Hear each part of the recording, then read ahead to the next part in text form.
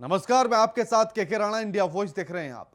आज फिर से राहुल गांधी से ईडी के सामने उनकी पेशी होगी और पूछताछ की जाएगी। आज फिर होगी राहुल गांधी की ईडी के सामने पेशी। कुछ ही देर में ईडी के सामने पेश होंगे राहुल गांधी। राहुल के घर पर मौजूद है प्रियंका गांधी वाड्रा। पहले कांग्रेस मुख्यालय जाएंगे राहुल प्रियंका और उसके बाद राहुल गांधी ईडी कार्यालय के लिए निकलेंगे, जहां उनसे पूछताछ की जाएगी। कल भी उनसे पूछताछ की गई थी, कई घंटों तक ये पूछताछ चली थी। उसके बाद लगभग 1 से 1.5 घंटे के आसपास का लंच को ब्रेक दिया गया था और उसके बाद फिर से उनसे पूछताछ की गई थी। लंच से पहले भी लगभग 3 घंटे तक उनसे पूछताछ की गई और लंच के बाद भी लगभग 2 से 3 घंटे तक उनसे पूछताछ की गई और आज फिर से उनसे पूछताछ की जाएगी।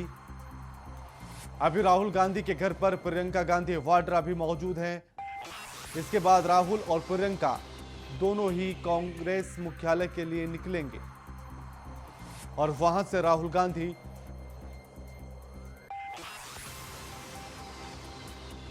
ईडी कार्यालय जाएंगे।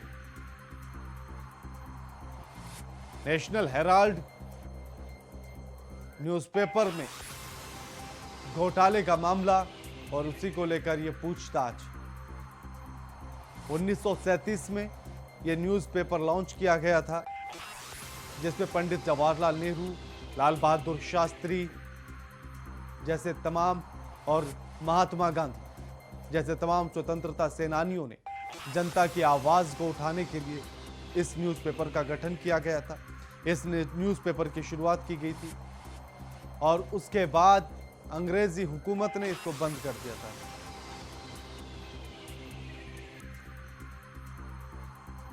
हमारे साथ हमारे संवाददाता नितिन जुड़ गए हैं। नितिन, आज फिर से राहुल गांधी से पूछताछ होगी, क्या कुछ अपडेट्स हैं?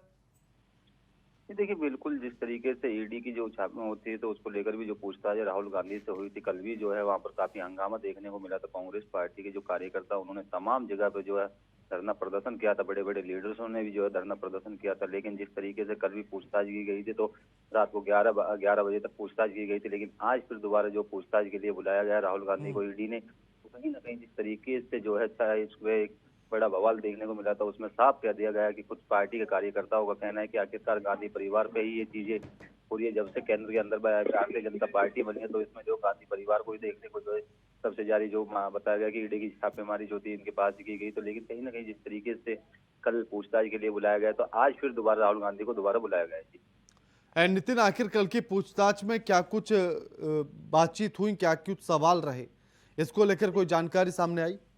जी देखिए, बिल्कुल अभी कहीं ना कहीं जिस तरीके से कल जो है तमाम नेतागणों ने जो उनके आस में धरना प्रदर्शन किया था तो उसमें जो देर रात तक जो राहुल गांधी को पूछताछ की गई थी उसमें कहीं ना कहीं जिस तरीके से उनसे जो बातचीत की गई है तो बात में यही निकल के आ रहा है कि अभी जो है राहुल गांधी जो है जब बाहर निकले थे तो उनके सभी पार्टी कार्यकर्ताओं ने और जो मीडिया के लोग हैं उन्होंने पूछताछ की। तो राहुल गांधी कहीं ना कहीं चुप भी साझते हुए नजर आ रहे हैं। लेकिन अभी पूरी तरीके से स्पष्ट नहीं हो पा रहा कि आखिरकार राहुल गांधी से कल जो है देर रात तक कौन कौन से सवाल पूछे गए। तो उसमें कहीं ना कहीं पूरी तरीके से आज फिर दोबारा जो पूछताछ है उसी को लेकर बुलाया गया जी।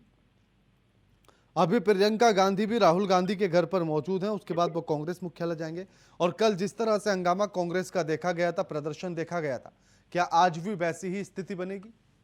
देखिए, बिल्कुल जिस तरीके से कल जो धरना प्रदर्शन था उसमें जो तमाम बड़े बड़े लीडर्स थे, तमाम मुख्यमंत्री भी थे जो कांग्रेस पार्टी के, तो उसमें जो प्रियंका गांधी भी शामिल थी। आज फिर दोबारा जो है राहुल गांधी के आवास पे जो प्रियंका गांधी खुद पहुंची हुई है, उन्हीं के साथ में जो तमाम पार्टी के कार्यकर्ता हैं वो भी यहाँ पर सब पहुंच चुके हैं। क्योंकि जिस तरीके से राहुल गांधी को जो कल ईडी ने बुलाया गया तो ईडी के उस पर दफ्तर बुलाया गया तो उसमें जो धरना प्रदर्शन था वो देखने को मिला था। लेकिन अब कहीं ना कहीं आज फिर दोबारा इस तरीके को लेकर भी जो नेतागण है, तमाम बड़े बड़े लीडर्स हैं वो सब दिल्ली में रुके हैं कि आखिरकार राहुल गांधी के ऊपर जो ये ईडी जो बुलाया और दफ्तर बुलाया गया तो उसी को लेकर जो यहाँ पर कार्यकर्ता वो काफी नाराजगी भी जताते हुए नजर आए कि आखिरकार उनका ये कहना है कि बड़े बड़े लीडर्स का, मुख्यमंत्रियों का, कि आखिरकार गांधी परिवार के ऊपर ही अत्याचार किया जा रहा है। तो उसी को लेकर भारतीय जनता पार्टी जब से केंद्र के अंदर सरकार बनी है इसमें जो सबसे ज्यादा जो नुकसान है वो कांग्रेस पार्टी को देखने को मिला है।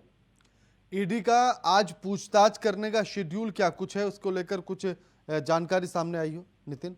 देखिए अभी तो फिलहाल जो सूत्रों के हवाले से है कि आखिरकार राहुल गांधी को जो है फिलहाल के लिए जो है उसमें यही है कि ईडी ने जो बुलाया है तो उसमें जो राहुल गांधी से ही पूछताछ की जाएगी। अभी जो समय बताया गया कि उनके पास में 12 बजे का समय बताया गया कि 12 बजे से लेकर 12 बजे से पूछताछ की जाएगी। लेकिन अभी राहुल गांधी अपने आवास पे ही है, प्रियंका गांधी उनके आवास पे पहुंची है, तो अभी कुछ ही देर में वो आवास से निकल के सीधा ईडी के दफ्तर जाएंगे और उनसे जो पूछताछ है वो यहाँ पर की जाएगी।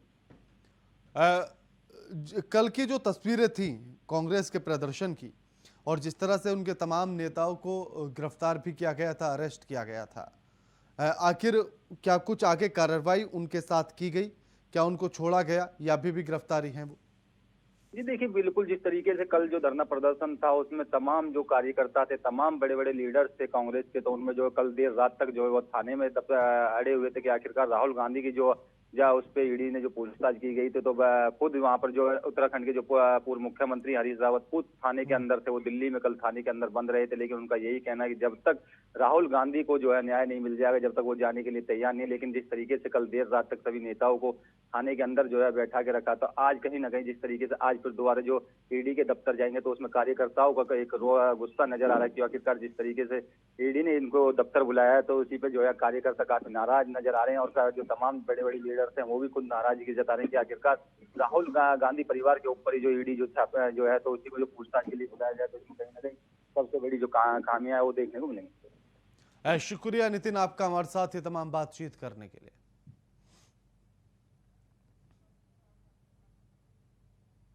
और अब आपको बता दें कि राहुल गांधी ईडी मुख्यालय पहुंच चुके हैं। आज उनसे फिर से पूछताछ होगी। कल भी पूछताछ की गई थी कई घंटे, और आज फिर से नेशनल हेराल्ड मामले को लेकर पूछताछ होगी राहुल गांधी से। ईडी के सामने पेश होने के लिए ईडी के कार्यालय पहुंच चुके हैं राहुल गांधी, और साथ ही प्रियंका गांधी वाड्रा भी उन्हीं के साथ नजर आ रही हैं।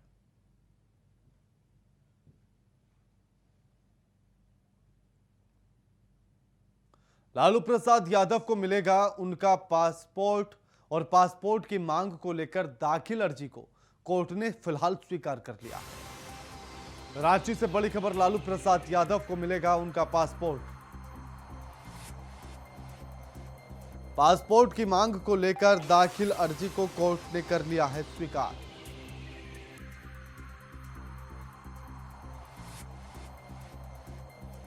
लालू के पासपोर्ट को रिलीज करने का अदालत ने ऑर्डर दे दिया है। पासपोर्ट लेकर रिन्यूअल करा सकेंगे लालू प्रसाद यादव। पासपोर्ट रिन्यूअल के बाद विदेश में डॉक्टर से लेनी है अपॉइंटमेंट। लालू प्रसाद यादव के अधिवक्ता प्रभात कुमार ने जानकारी दी है।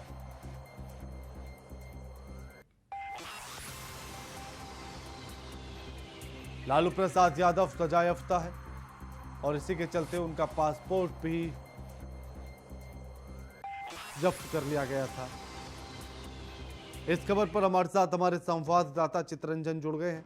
चित्ररंजन, अब खबर यह है कि लालू प्रसाद यादव का जो पासपोर्ट है वो उनको मिल सकता है, और कोर्ट ने जो याचिका दाखिल की गई थी उसको स्वीकार कर लिया है। जी बिल्कुल, लालू प्रसाद यादव चारा घोटाला मामले पे सजायाफ्ता थे।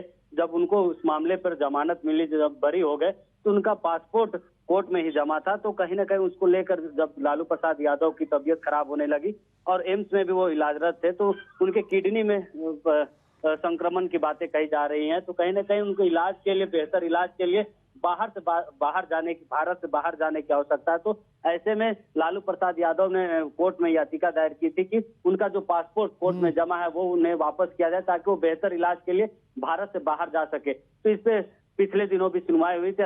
आज उनके पासपोर्ट को लेकर फैसला कोर्ट ने सुनाया कि उनके पासपोर्ट को वापस किया जाए, और उसी जो पासपोर्ट की जो रिन्यूअल की जो सिस्टम है उसको भी वो सुचारू रूप से कर सकते हैं, ताकि वो बेहतर इलाज के लिए भारत से बाहर जा सके। जी चित्ररंजन, आखिर कब तक उनका पासपोर्ट उनको मिल जाएगा, और क्या इस बारे में कोई जानकारी कि आखिर अपॉइंटमेंट कहाँ लिया है?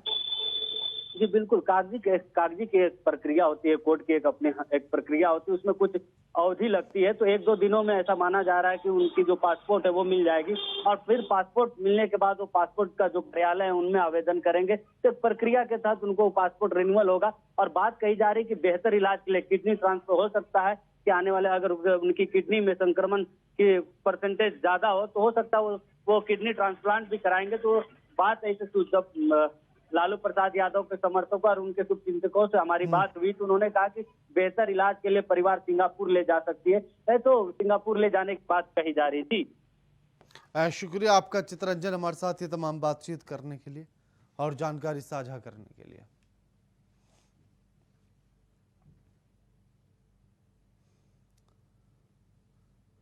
रांची में पिछले 10 जून को नमाज अदायगी के बाद हुए उपद्रव मामले में अब तक पुलिस के द्वारा 5 लोगों को गिरफ्तार किया गया, तो वहीं 155 लोगों के खिलाफ धारा 107 के तहत कार्रवाई की गई।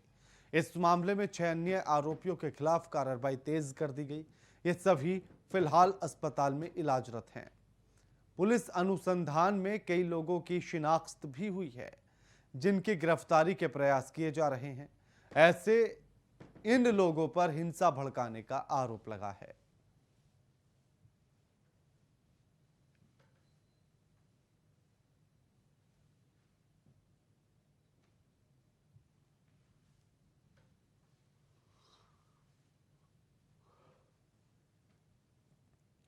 अभी तक झारखंड की सरकार पर लगातार यह आरोप लग रहा था कि आखिर वो दंगाइयों को बचा क्यों रही है, उनकी गिरफ्तारी क्यों नहीं हो रही है। लेकिन अब 5 लोगों की गिरफ्तारी हो चुकी है। झारखंड में भी रांची में जो दंगे हुए थे, जो हिंसा भड़की थी 10 जून को, यानी कि पिछले शुक्रवार को जुमे की नमाज के बाद, उसी में 5 लोगों को गिरफ्तार कर लिया गया है। साथ ही 6 अन्य आरोपियों के खिलाफ तेजी के साथ कार्रवाई चल रही है। लेकिन जिन 5 दंगाइयों को गिरफ्तार किया गया, उन सभी का रिम्स में इलाज चल रहा है। भीड़ भड़काने वाले 155 लोगों की पहचान भी पुलिस कर चुकी है, जिनकी गिरफ्तारी के लिए भी प्रक्रिया तेज कर दी गई है।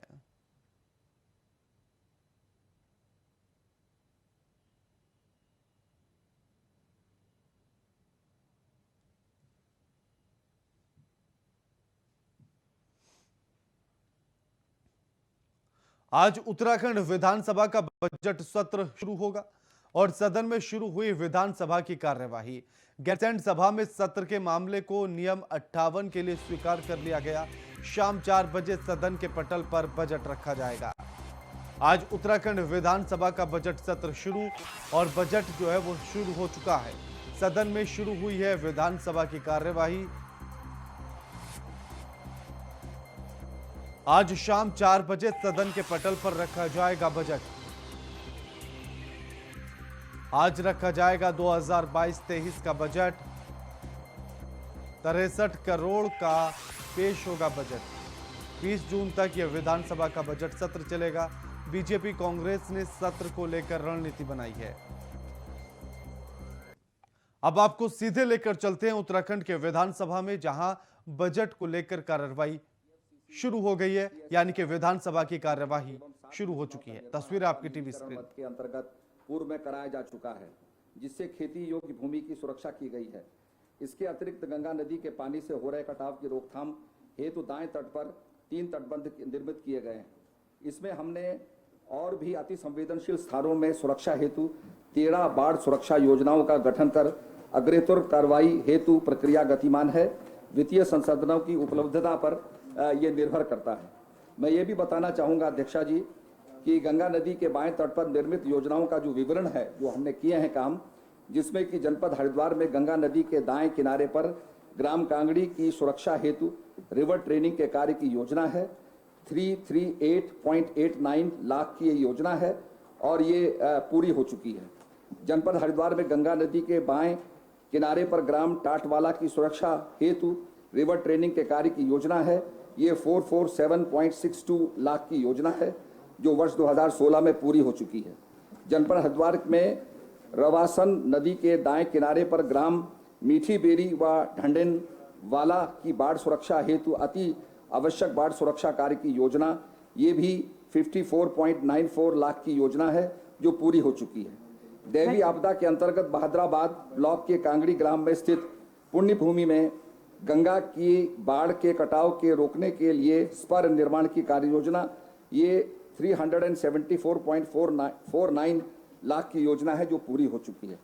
आपदा न्यूनीकरण मद के अंतर्गत कराए गए जो कार्य हैं, आपदा न्यूनीकरण मद के अंतर्गत ग्राम बसोचंदपुर गेंडी खत्ता से गंगा नदी से श्री कृष्णायन देसी गौरक्षा गौशाला प्रथम ब्रांच की बाढ़ सुरक्षा का प्रांकलन चैनेज 0.200 मीटर, ये 7.26 लाख की योजना है।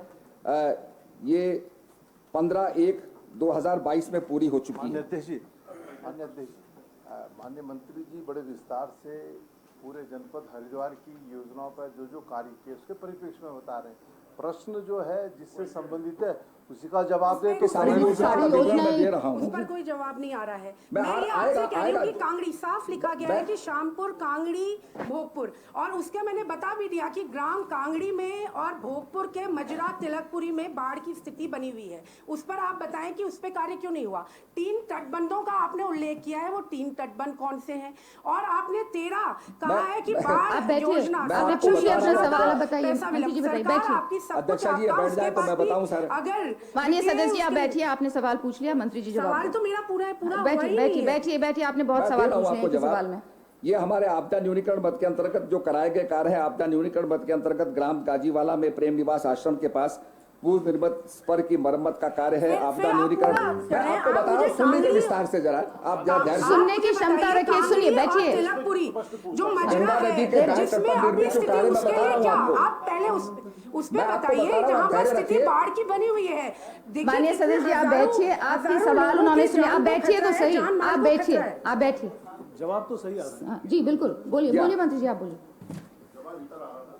गंगा नदी के डिटेल में आपको जवाब योजनाओं का जो विवरण बोलने दीजिए। है, कंखल से अजीतपुर तटबंध उत्तराखंड पुनर्गठन के पूर्व निर्मित हुआ है। अजीतपुर से भोगपुर तटबंध, बिशनपुर कुंडी बांध, भोगपुर से बालाबाली तटबंध, ये 2069.49 लाख का ये है। ये सवाल अपनी विधानसभा हरिद्वार ग्रामीण के लिए पूछा है। कांगड़ी की स्थिति क्या है जहां पर लगातार बाढ़ की स्थिति बनी हुई है? ये मैंने खुद जाकर देखा है और गांव का रोज भी मैं देख रही हूँ। अध्यक्षा जी मैं सारे विस्तार से बता रहा हूँ। बताइए मंत्री जी, बोलिए। ये जो आप शामपुर कांगड़ी से लेकर भोगपुर न्यूनीकरण मद के अंतर्गत प्रस्तावित कार्य हमारे हैं। माननीय रावत जी बैठिए, माननीय रावत जी आप बैठेंगी। अब आपको जो माननीय मंत्री जी शामपुर कांगड़ी से लेकर भोगपुर ग्राम कांगड़ी गाजीवाला में बाढ़ सुरक्षा कार्य की योजना 133.40 लाख की योजना है। प्रांकलन गठित किए जा चुके हैं। जिला स्तर पर, विभागीय स्तर पर धन की उपलब्धता के अनुसार योजना की स्वीकृति हेतु प्रयास किए जा रहे हैं।